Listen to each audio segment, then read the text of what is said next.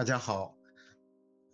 欢迎大家回来我们今天是中国向何处去政党国家与国际秩序的第4课。那我们这一次课要讨论的就是改革开放，因为我们在过去几节课已经谈到了中国的改革，中国的共产革命毛时代文革等等。那我们按照时间顺序就要到了改革。改革开放从1978年开始，那它的成就所谓的中国经济奇迹它的局限以及改革和文革的关系改革和民主化的关系。我们要讨论中国经济奇迹它背后的原因以及它带来的其他的后果。还有中产阶级的问题，以及改革开放在今天是不是已经终结，或者说在习近平上台之后不久，是不是已经就宣告了改革开放的终结？好，那在文革结束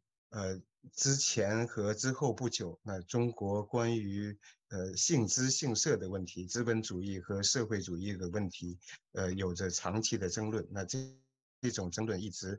到今天也没有完全结束。中国在一些人看来，中国现在还是社会主义，准备要走向共产主义。那么在另外一些人看来，中国早已经是资本主义，或者说叫权贵资本主义、国家资本主义等等，或者叫红色资本主义。那也许它是就是资本主义和社会主义的某种混合。那我们看看中国改革的一个简单的历程，从原来的这种阶级斗争一抓就灵，宁要资本主义宁要社会主义的草，不要资本主义的苗等等。那这种意识形态严重的束缚了中国经济的发展以及中国思想的开放。那到就是1949年到1979年，这是社会主义改造，然后基本上是一种计划经济，它的初步建立以及发展完善。那我们也知道这种计划经济给中国人民带来了深重的苦难仅仅是大饥荒就有2000几百万到5000多万人死于饥饿。11届三中全会，它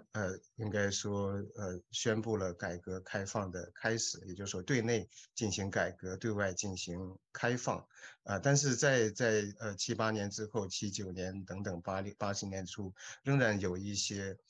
姓资姓社的争论，比如说中央的75号文件在1980年它规定不允许故宫，因为故宫8个人就是资本主义，属于剥削。那中国是社会主义国家，是坚决不能搞这种资本主义的。但是很快整个的这个形势就慢慢的接受了商品经济，接受了市场经济。我记得我们在上中学，我在上中学的时候，政治课就要学这个有计划的商品经济等等。那按照赵紫阳的说法，这个商品经济和市场经济到底有什么区别呢？实际上是没有区别，就是一回事。只不过有些人没有办法接受市场，这样一个被认为是资本主义的东西，被认为是右派的东西，所以就用了就是商品经济这个词。嗯，那这种改革和过去的这种毛左派的争论，一直延续到整个80年代那1989年的天安门屠杀，在这个意义上也是就是改革派和保守派在当时争论的一个结局吧。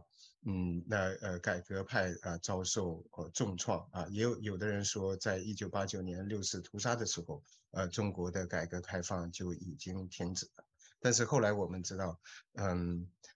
当时的总书记江泽民他实际上就是想要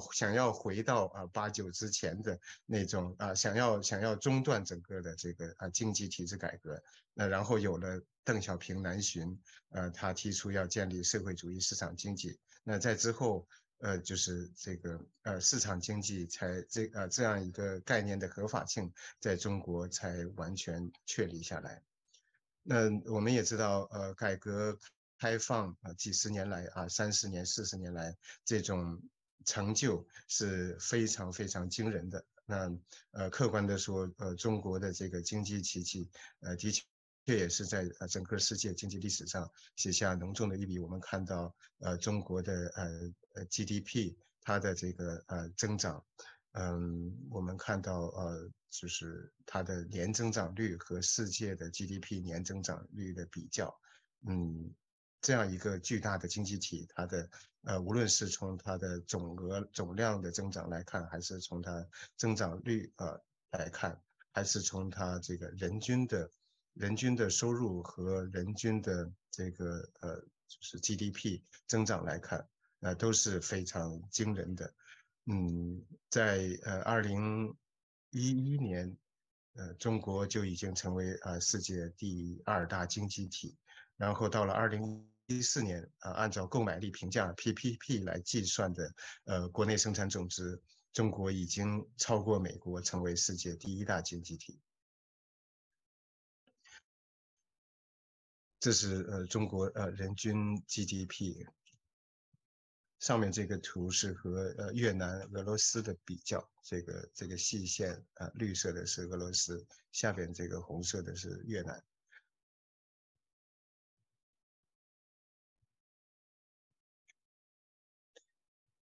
像深圳、上海这样的地方，它的这个发展是非常非常令人惊讶的。也就是说，从一个像深圳，从一个小渔村发展到一个非常现代化的发达的、收入非常非常高的一个都市。这是就是中共也经常用这些东西来论证它的经济奇迹，论证它改革开放的伟大成就，呃或者说在某种程度上来论证中国模式的优势。嗯，那改革不仅仅是经济改革、市场化的改革，它也包括了就是政治、行政、法律等等，包括媒体改革、教育改革以及意识形态的转变。那这些东西当然也都是相互联系的。它和这个市场化改革所要求的一定程度的司法公正、一定程度的这个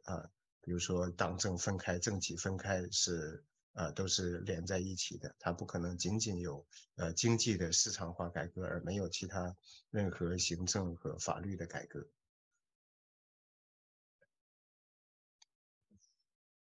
那在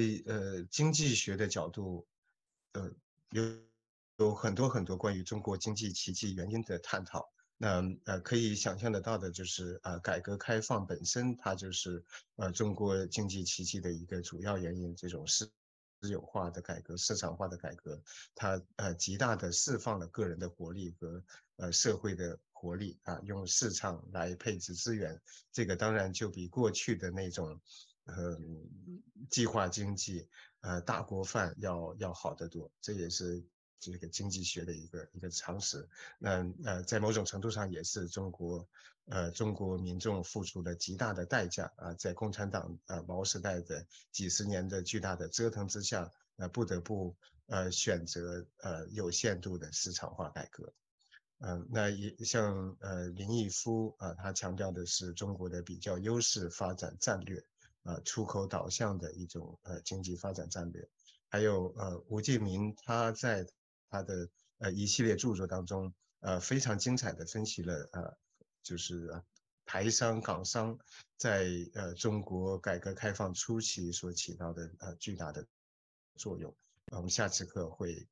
和吴建民教授一起来讨论这个问题。是下下次。然后中国的这个人口红利，它巨大的人口资源以及廉价的劳动力，这是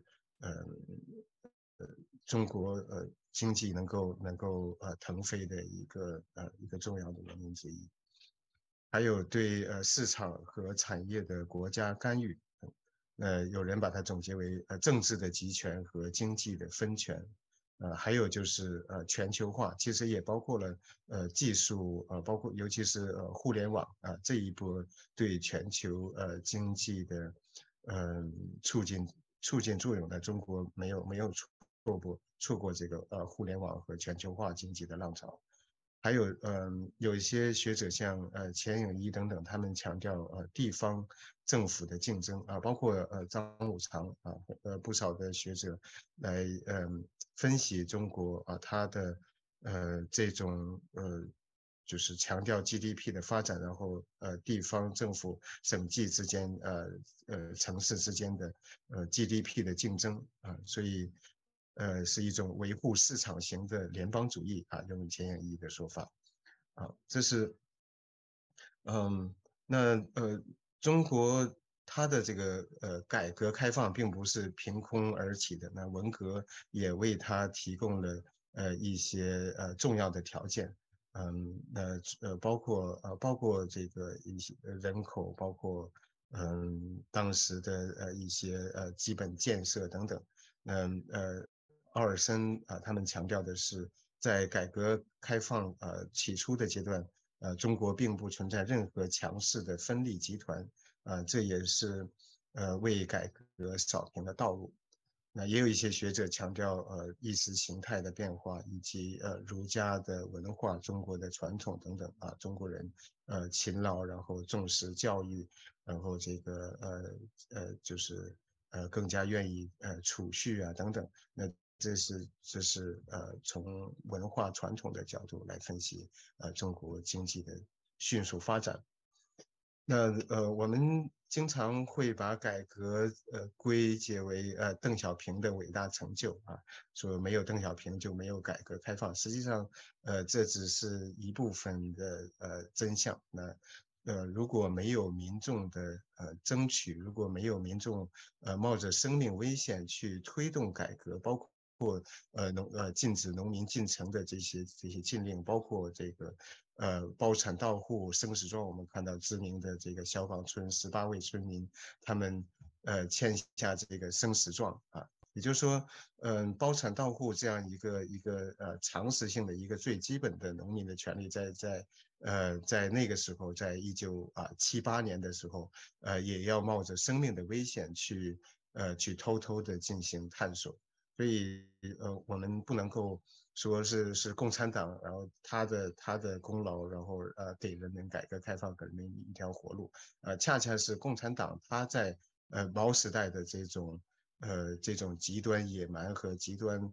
荒唐可笑的政治经济政策，导致中国经济陷入绝境。那也导致共产党为了他自身的合法性，不得不进行一些改革开放的试验。我们以后会专门的讨论中国模式。那我们今天没有更多的时间去讨论什么是中国模式，包括李斯莫、张维为、Daniel Bell 他们所强调的这种 meritocracy 贤能政治，或者也可以翻译成绩效政治或者公绩政治、公绩政体等等。中国的模式到底是一个什么样的模式？如何去总结它的特点，然后如何去看待中国模式和中国经济奇迹的原因？尤其是如何去看待中国模式和中国民主化的关系？那中国是不是开创了一条不同于西方民主的新的道路用共产党的话说，是不是比西方民主更适合中国的一种政治模式和经济模式？那我们看到西方学者尤其是经济学者，他们讨论中国经济奇迹的时候那当然也包括中共的这种就是宣传，他们强调的是经济的巨大的发展GDP 等等财富的包括人均的收入等等但是我们看到中国经济奇迹的背后，实际上是有着非常黑暗、非常阴暗的一面包括人权的恶化啊，对自由的压制，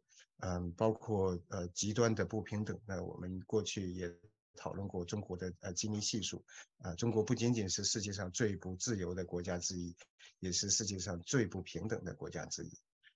还有腐败的问题越来越严重啊，生态的破坏、环境的污染，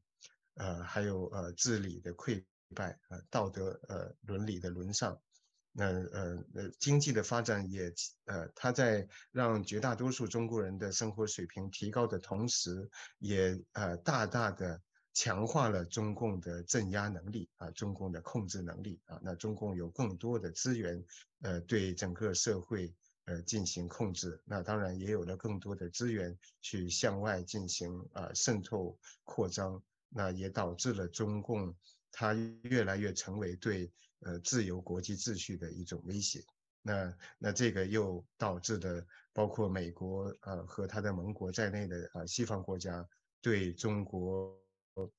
的态度已经发生了深刻的变化，对中国的政策也正在发生变化。那这都是中国经济奇迹直接和间接导致的结果啊。人们经常忽略的中国经济奇迹的一些后果以及原因啊。经济学家很少去讨论人权啊，它是中国经济发展的一个原因，或者说准确的说，用秦晖教授的话是低人权优势。也就是说，这实际上是一个很容易理解的道理，但是却被很多人忽略。那就是说，中国的工人他呃他的待遇是非常低的啊，他们有着最低的工资，然后他们的这个福利也是非常低的，而且工作在非常恶劣的环境下。那中国的这个环境保护程度也是非常低的。那很多工厂、很多地方政府，他们为了这个发展经济，为了GDP，他们不顾环境的污染、对生态的破坏等等。那这个当然就大大的降低了中国生产的成本。还有呢，就是中国工人也没有最基本的建立独立工会的权利啊，没有罢工的权利，工人的这个抗议也受到政府的这个极大的压制。还有强制拆迁、土地的征用等等。有的人经常羡慕说中国效率等等，可以在几天内建成一个现代化的医院，可以在一个月内建成一个飞机场、一个高速公路等等。那这种表面上来看，这是西方国家民主国家无法想象的。这么快就把所有的地都征来，然后迅速的建设。但是这恰恰是因为西方国家包括其实不仅仅是民主国家连那些专制程度不像中国这么高的国家，他们也不可能这么快的去把地抢来，然后就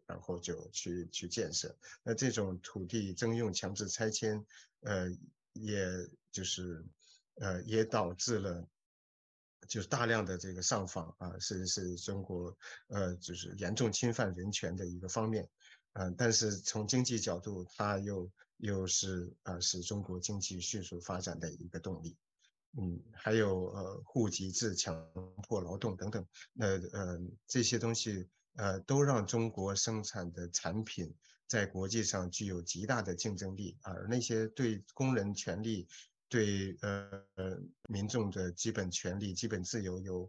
最起码保护的国家，他们不可能通过这些方式让他们的这个产品价格低到这样的程度。所以这是中国的低人权优势。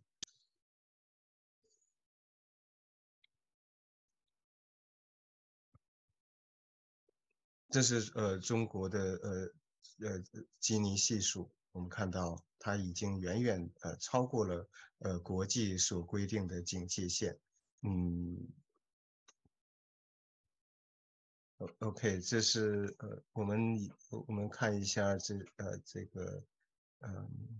刚才投票的结果。百分之哦没有人选择这个中国经济会快速发展0%啊，然后呢，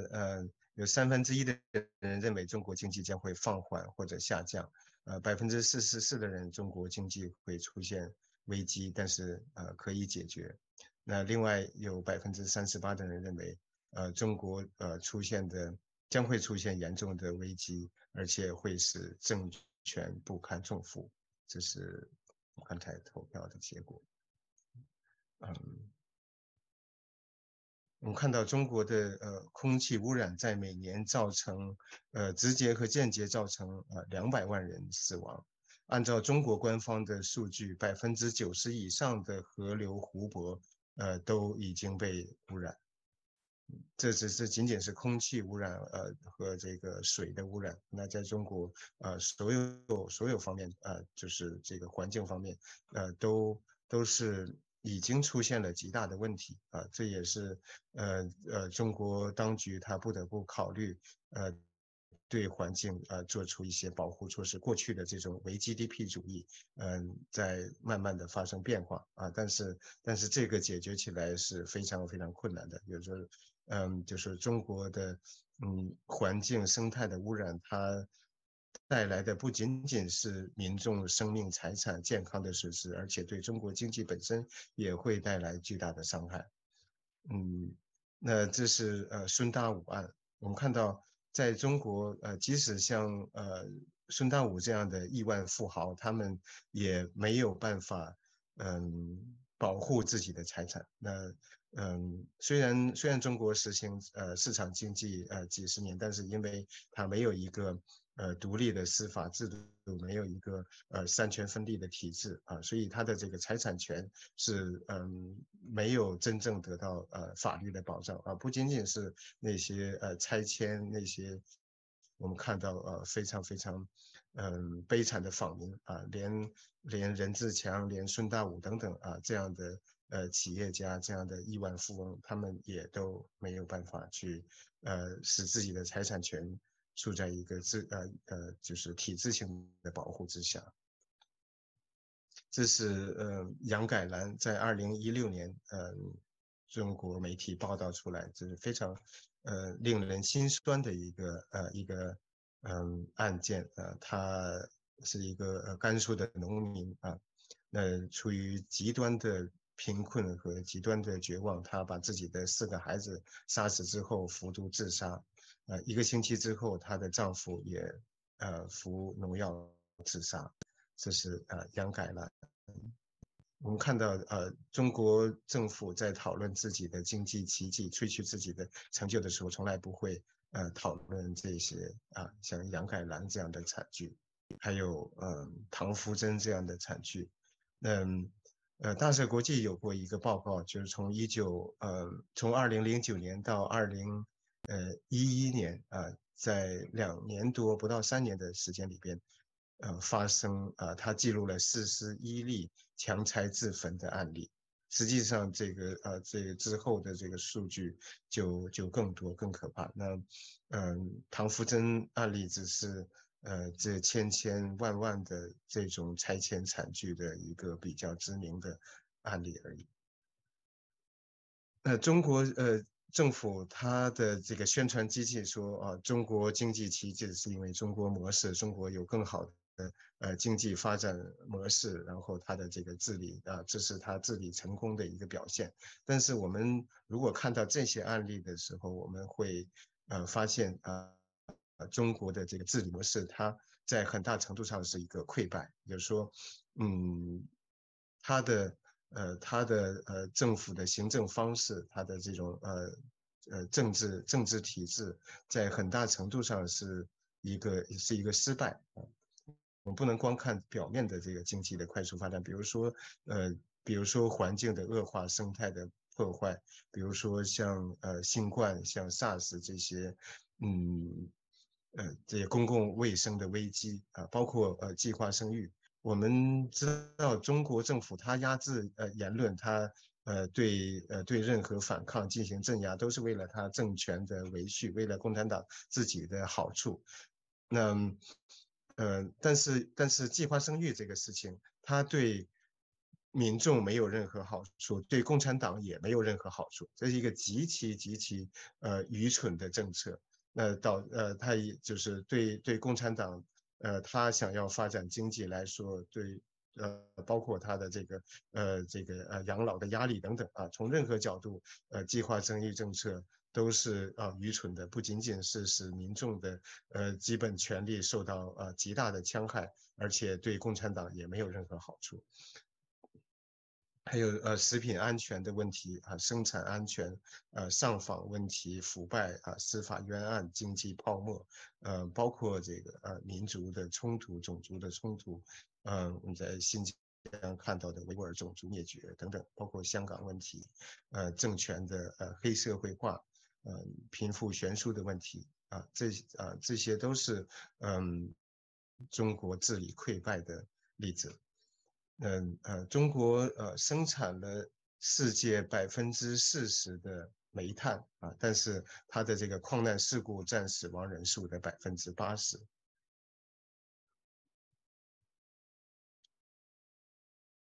这是中国经济正在面临很大的危机啊。刚才我们通过投票也看到，几乎没有人认为中国经济会继续快速发展。实际上这个判断在10年以前就开始了，几乎没有学者经济学家会认为中国的经济能够持续的以8%、10%的 GDP 增长率发展。那事实上它面临着各方面的危机。我不是经济学方面的专家，但是我们大概知道它的危机包括房产泡沫、股市泡沫，资本的外逃，包括动态清零的政策，地方的债务，人口的老龄化，失业问题，外汇的下降，腐败的问题，中美贸易战，中国所面临的越来越严峻的国际环境，不仅仅是贸易经济环境，也包括国际政治环境。还有环境污染等等。